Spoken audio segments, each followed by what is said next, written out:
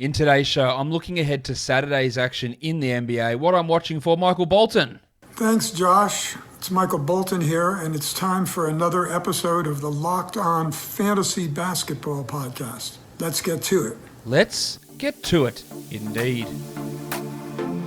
You are Locked On Fantasy Basketball, your daily fantasy basketball podcast, part of the Locked On Podcast Network.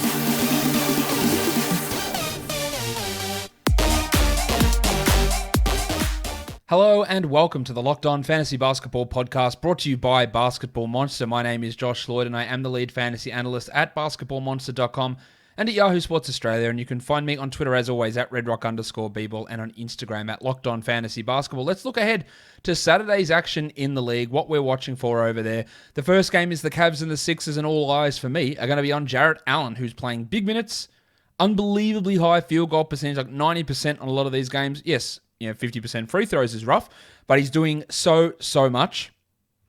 Featured him, or talked about him at least, on the Top 20 Players show earlier today, and let's see if he can keep that sort of stuff rolling. He's been awesome. I also want to watch Dean Wade, amazingly. No Nance, no Love. Wade has started the last two games, and what I really want to watch with Wade is, do they start him again? Do they play him those 20 minutes, or do they give the better player, Dylan Windler, an opportunity to have some starters minutes for the short term? I don't think they will. I think they'll continue with Wade, especially since they've been winning some games. But at least in deeper leagues, I guess you could have a stream there of Wadey, but I don't think he offers too much long term. For the Sixers, Seth Curry playing some interesting level of games at the moment, shooting well. Assists have been up in some games, getting some steals.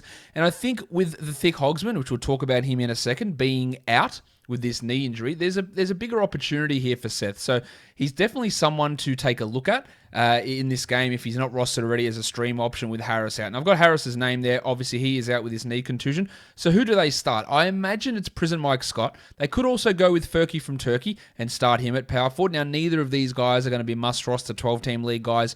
Probably not even 14-team league guys. You're going to get a mix of Scott, of Korkmaz, of Milton, of Thibault. All of those guys get a bit of an extra boost in their production due to the absence of Tobias Harris. Next game, the Wolves and the Wizards.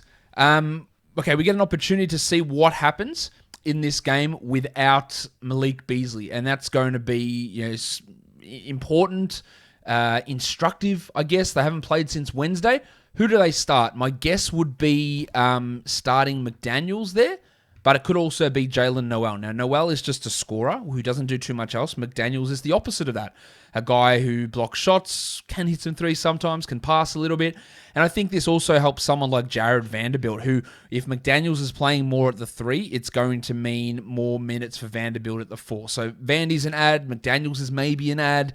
Noel's a deeper league stream. Do they put Jarrett Culver back into the rotation? He was available last game and didn't play. What does this mean for Josh Okogie's playing time? But Noel and McDaniels, probably the two most interesting guys there for Minnesota. For the Wizards, they are on a roll. I think they've won 6 out of their last 7. Russell Westbrook is shooting better in most games. I want to watch his shot selection. I want to see how many threes he takes, or more importantly, how many threes he doesn't take, and can he get his free throws back to normal. I think we just write that off. I don't think the free throws are ever coming back for Russ Westbrook, but let's watch his overall shooting performances, and then let's watch Flaming Mo.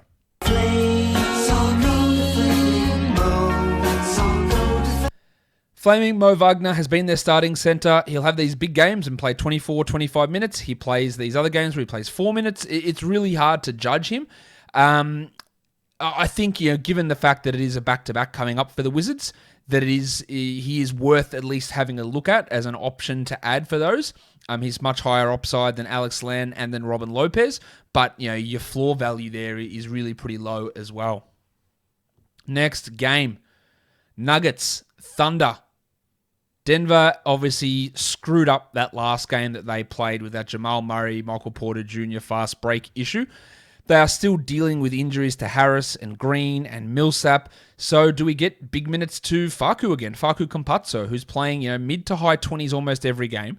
That has at least short-term value for Facu, and I guess we can have a look at him as a stream option, while the headmaster Jamal Murray is shooting out of his brain, like 50% from 3, usage through the roof, 40 minutes a night, close to it, really big numbers from Murray. It is going to fall off. It is definitely going to fall off at some point. Can he keep it going here?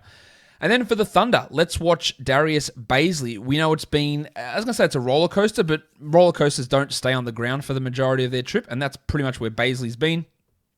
Can he do anything consistently to get him back into our good graces? I have my doubts, but I'm not sure.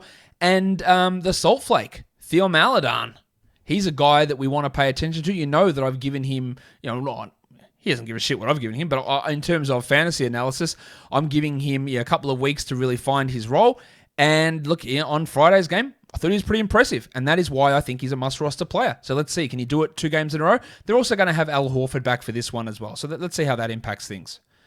Next game, the Pelicans and the Spurs, Zion Williamson. Well, I know nobody can stop Zion, so I want to see what he does with that knowledge that he's unstoppable. The free throws have been up. Can he bring some big defensive stats? Can he keep those assists at 5 to 6 per game? I think he can. His passing game and his pickup. Someone had a crazy stat that through the first season and 10 games of this year, he averaged like 0.5 pick and roll possessions per 100 possessions. And now he's up, since that first 10 games this year, he's up to 16. So it's like a 32 times increase in how much he's being used as a pick and roll ball handler, which is insane. But he's doing so well in it. So I want to see what he can do. And then Josh the Hitman Hart. Last game, limited minutes for Hitman. I think that he can excellently execute a better performance here against San Antonio, and he does have some 12-team league value.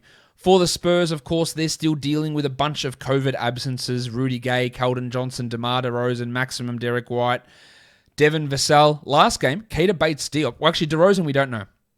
Sorry, DeRozan is questionable, personal issue, and Aldridge is questionable with a wrist issue. DeRozan's is not COVID. It was a death in his family. His father passed away, I believe.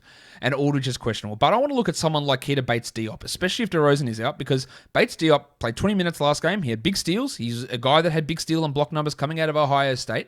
And more value than maybe a Trey Lyles or a Luka Samanic, despite coming off the bench. So he's at least someone that we can pay attention to. And then Jakob Poeltl. Do they start Poeltl over Aldridge again? What do the minutes look like? We saw Poeltl play 35 minutes last game with Aldridge playing 26. Now, some of that is due to absences of DeRozan and Keldon and playing those two together. But can Poeltl maintain 30 plus minutes a night? I'd be really excited to see it, and I think it's what is in his future for next season, but Popovich is going with it this year, which would be pretty wild and unexpected in my mind. The Pacers and the Knicks. New All-Star Domantas Sabonis. He should be able to have a pretty strong game here, and the main thing I want to watch with Sabonis, though, is all of a sudden, he is putting up massive defensive numbers pretty consistently. So that's what I want to watch. Can he start or keep getting 1.5 steals, 1.5 blocks? Because that changes the calculus on his value really, really in a big way. So is he able to do that regularly? And then Timothy John McConnell, whose steal rate is through the roof. Top 20 player over the last 2 weeks in fantasy, amazingly. Assist rate really high. He's scoring at a high level, or at an efficient level as well. So can they keep it going against the Knicks on a back-to-back? While for New York, Rowan Barrett Jr. has been pretty poor the majority of the time. I don't believe he's a must-roster 12-team league guy, but let's see how his minutes look here. And also the same for Emmanuel Quickly. What does your mate Tom Thibodeau do? He's never going to just unleash him to play 30 minutes. It's just not going to happen. And Quickly has also been a master of inconsistency this year. So despite having that really big game last time out and Alfred Payton being doubtful here, Quickly could play 12 minutes and do nothing. I think that's a real possibility and something we have to brace ourselves for. The Jazz and the Magic. Joe Ingles. Look, he's sort of hovering around 12-team value. I don't think he's a must-roster guy there. But on a back-to-back, what do they do with him minutes-wise and how does his production look? And same with Mike Conley, who is, no, actually not same, because he's not a guy that we're debating dropping. But I just want to watch Mike Conley because he's been super fun. I think he was unlucky to miss out on the All-Star game. And I want to see Conley shoot efficiently here. For the Magic, Chuma Okeke, I'd like to see him get a larger role over the Chief Al-Farouq Aminu. That doesn't appear like it's going to happen. And he's just a deeper league guy at this point, while Evan Fournier had a couple of stinkers in a row. He's probably due a bounce-back game. I would make sure he isn't on the waiver wire in any league that I'm in. I'd add him up and see what he can do. And then the last game of the night is the Mavericks and the Nets.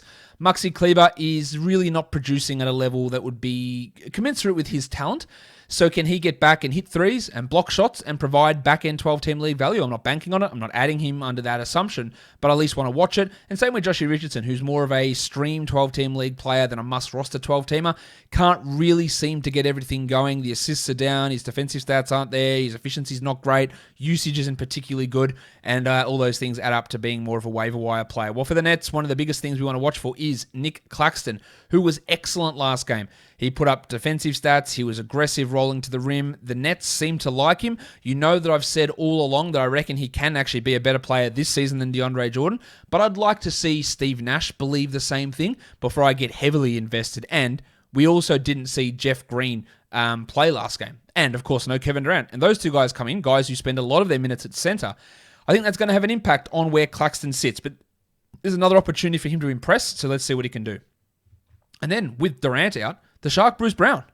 Baby shark, do-do-do-do-do. Just a super efficient finisher apparently this season. He's not doing huge amounts else, but he is at least a 12-team league stream option for Saturday. And then there's 2 more games before the All-Star break where he'll get decent minutes on Monday and Wednesday next week. So maybe you can look at Brown in those scenarios. Look at stream options for category leagues. Shake Milton, Jared Vanderbilt, Facu Campazzo, Michael Carter-Williams and the painter Matisse Thybulle. And then for points leagues, we're looking at Baisley, Josh Hart, Shake Milton, TJ McConnell, and Jared Vanderbilt. Guys, that'll do it for me today. Don't forget to subscribe, Apple Podcasts, Google Podcasts, Stitcher, Spotify, and on YouTube. Give it a thumbs up, leave a comment down below. Guys, we are done here. Thank you so much for watching, everyone. See ya.